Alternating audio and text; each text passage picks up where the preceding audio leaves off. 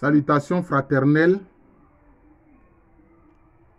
à tous ceux qui sont abonnés à cette chaîne, gens de l'amour de Jésus, et à tous ceux qui la regarderont. Tous ceux qui regarderont cette chaîne et cette vidéo. Excusez-moi. Alors, il y a la parabole du Seigneur qui concerne les ouvriers de la dernière heure.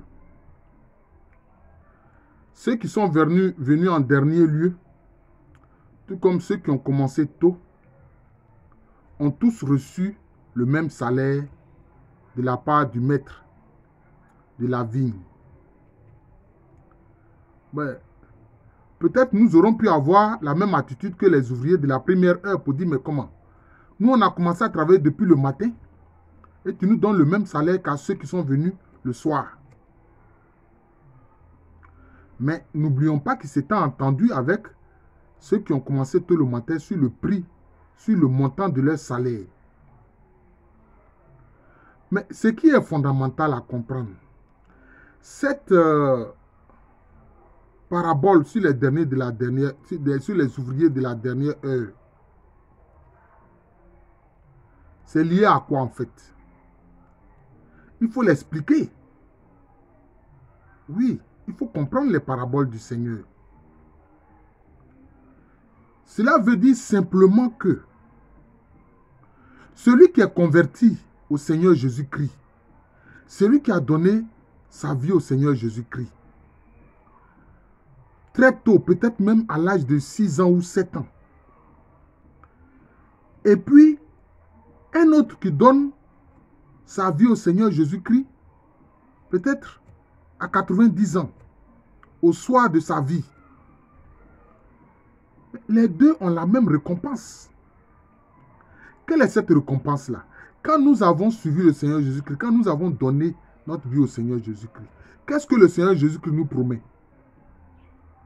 C'est la vie éternelle. C'est la vie éternelle.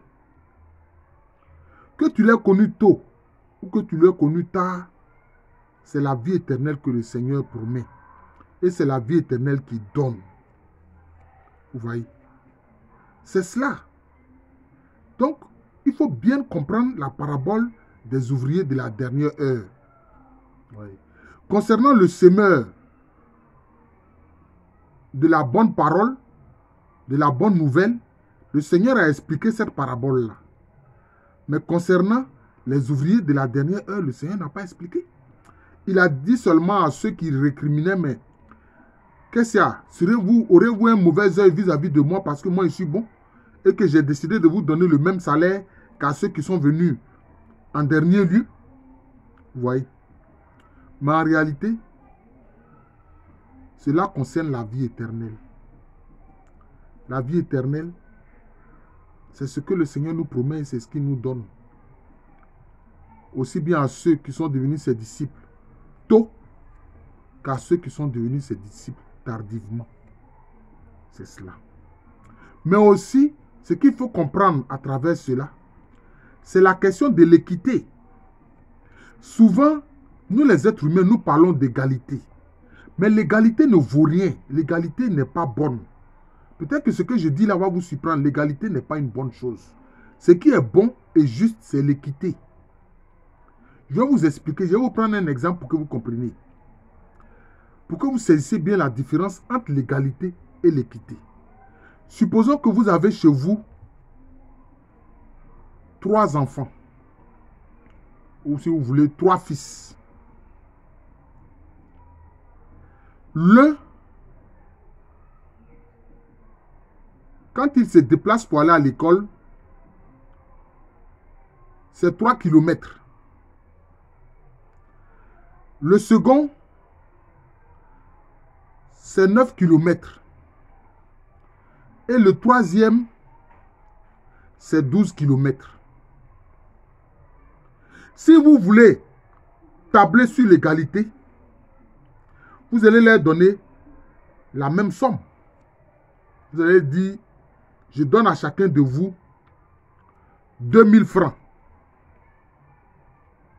pour votre transport. Mais est-ce que cela est juste? Celui qui ne fait que 3 km, il dépensera moins que celui qui fait 9 km. Et celui qui fait 9 km dépensera moins que celui qui fait 13 km. Vous voyez la différence entre l'égalité et l'équité. Donc, c'est en fonction du besoin de chacun de vos enfants que vous allez leur donner l'argent de leur transport. Vous voyez. Mais quand la devise française dit égalité, fraternité, l'égalité, ce n'est pas ce que Dieu fait. Dieu, lui, table sur l'équité. Parce que c'est l'équité qui est juste. Vous voyez. C'est l'équité qui est juste. Voilà. Si vous achetez des tissus pour faire coudre des habits, vous avez face à vous quelqu'un qui fait 1,80 m et un autre qui fait 1,60 m. Est-ce que c'est le même morceau de tissu?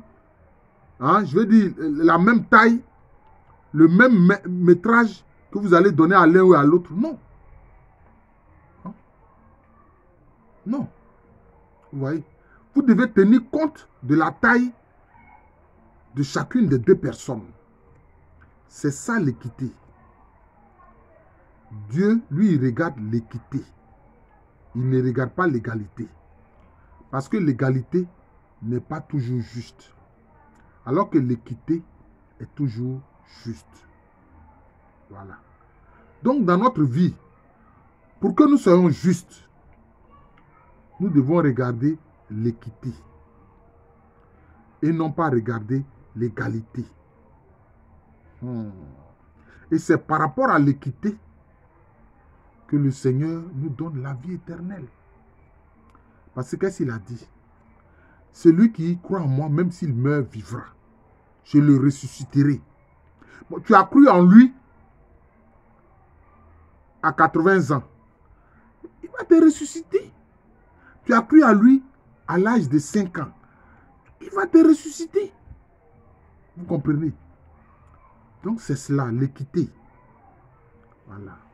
Et donc, pour comprendre la parabole des ouvriers de la dernière heure, c'est lié simplement à la vie éternelle qui est donnée à tous ceux qui croient en Jésus-Christ. Qu'ils aient cru en lui tôt ou qu'ils aient cru en lui tard, c'est la vie éternelle. Voilà. Il faut avoir une bonne compréhension des Écritures. C'est important. C'est important. Je vous remercie. Abonnez-vous à cette chaîne, Gens de l'amour de Jésus. Abonnez-vous à cette chaîne. Et puis, regardez les vidéos. Il y a près de 400 vidéos, il faut les regarder. Ce sont des vidéos d'enseignement. Évidemment, mes enseignements s'appuient surtout sur Christ en nous. Christ en nous, c'est important.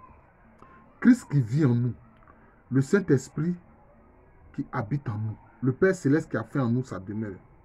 C'est important. C'est très important. Alors, ma prochaine vidéo va porter sur les 3 naissances du chrétien. Le chrétien, lui, il naît 3 fois. Le chrétien, là, il naît 3 fois. Le chrétien, il naît 3 fois. Je vais vous expliquer ça.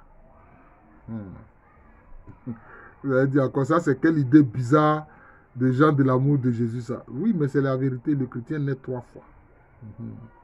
Je vais vous expliquer ça très bientôt. Je vous remercie. Donc, je suis le frère Jean de l'amour de Jésus. C'est mon nom spirituel. Et à l'état civil, je suis le professeur Alou Kwame René. Merci encore et bonne journée à tous.